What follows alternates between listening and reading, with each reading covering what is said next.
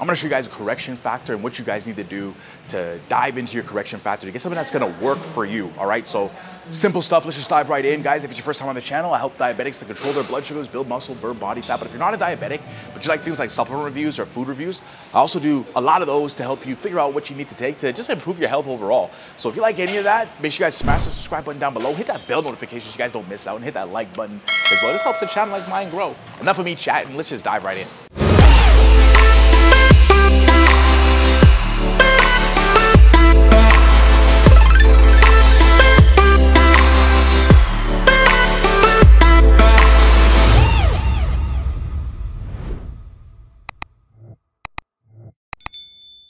Let's say, for example, you guys want to figure out your correction factor, because a lot of times, maybe we don't know it, maybe your pump might suggest stuff, but I always believe that it's important for you guys to know this foundation. What if your pump malfunctions? What if you don't know what you're doing? You gotta go on injections for a little while. It's important to have this down pat so that you are in complete control over what you do. You don't have to be fearful if you don't have something that's doing it for you all the time. Let's go back to the lost art of diabetes and understanding how to put it all together so you know what to do to move things in the right direction. So the first thing that you wanna do is to take your current blood sugar level and subtract it by the blood sugar that you want. So let's say somebody is 300 mgdl and the goal blood sugar they want is 100 mgdl. Then what you do is you take 300, what you are, minus the goal blood sugar, which is 100, all right? Now you do 300 minus 100. That's gonna give you a number. Let's say that gives us a number 200 mgdl.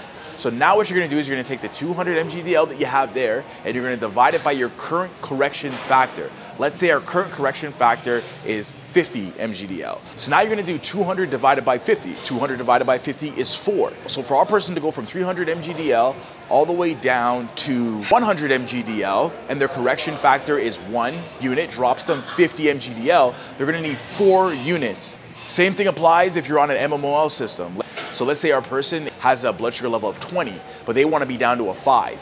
So what you would do is you take your 20, subtract that by your goal blood sugar, which is a 5, that gives us 15.